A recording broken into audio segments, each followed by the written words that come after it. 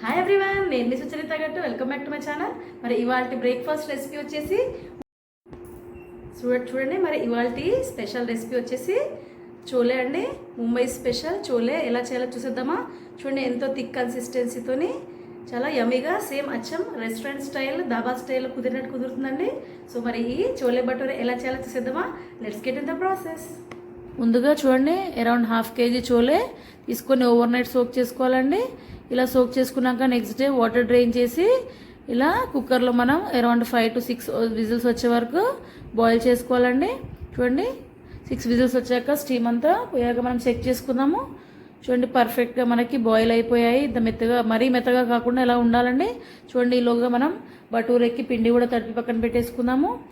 మనకి ఈరోజు చోలేకి కావాల్సిన ఇంగ్రీడియంట్స్ ఏంటంటే 1 tablespoon ginger garlic paste, 1 tablespoon chilli powder, 1 teaspoon salt, జీలకర్ర, ఆవాలు 1 teaspoon, 2 క్యారెట్స్, 2 టొమాటోలు, 5-6 పచ్చిమిర్చి, ఒక మీడియం సైజ్ ఆనియన్, ఇలా అన్నీ చాప్ చేసి పక్కన పెట్టేసుకోవాలండి.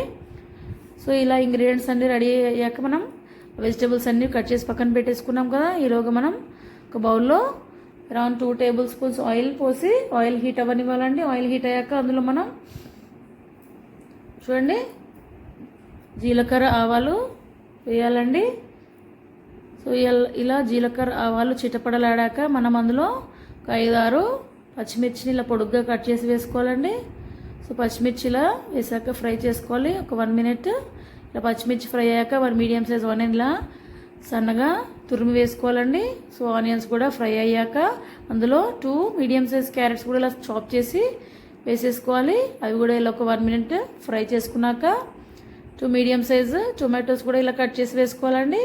అన్నీ వెజ్జెస్ ఇలా ప్రాపర్గా ఫ్రై అవ్వనివ్వాలి. ఆ తర్వాత అందులో around 1 tablespoon ginger garlic paste వేయాలండి.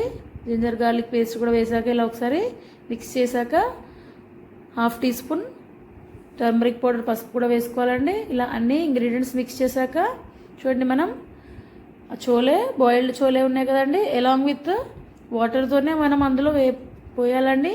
సో ఇలా వాటర్తోనే మిక్స్ చేసి ఒక 3 minutes అలా బాయిల్ అవ్వనివ్వాలి. తర్వాత 1 tablespoon salt, 2 tablespoons chilli powder కూడా వేయాలండి. దాని తర్వాత చూడండి, ఇవాళ మెయిన్ ఇంగ్రీడియంట్స్ వచ్చేసి మనకి చోలే మసాలా కానీ పావ్ బాజీ మసాలా కానీ వేయాలండి. థిక్నెస్ కోసం మనం ఇక్కడ చూడండి, నేను ఆ చోలేని కొద్దిగా గ్రైండ్ చేసి పేస్ట్ లాగా చేసి వేసానండి. మీరు అలా చోలేని పేస్ట్ లాగా చేసి వేసుకోవచ్చు, లేకపోతే ఆలూస్ ఒక 2 ఆలుగడ్డలు కూడా బాయిల్ చేసి అందులో మ్యాష్ చేసి కూడా వేయచ్చండి. థిక్నెస్ కోసం చూడండి, మనకి చోలే రెడీ అయిపోతుంది. ఇలా అన్ని ఇంగ్రీడియంట్స్ వేసాక ఒక 5 minutes కుక్ అవ్వనివ్వాలి. చూడండి, ఈరోజు ఈలోగా మనకి భటూరే కూడా, భటూరే అంటే నథింగ్ బట్ పూరి అండి. సో ముంబైలో దీన్ని భటూరే అంటారు. సో మనకి పఫీ పూరి కూడా రెడీ అయిపోయిందండి. చూడండి, మనకి perfect breakfast recipe chole bhature ready అయిపోయిందండి. మరి చాలా టెంప్టింగ్ ఉందండి. చోలే మాత్రం చాలా టెంప్టింగ్గా ఉంది. నేనైతే టేస్ట్ చేసేస్తున్నాను.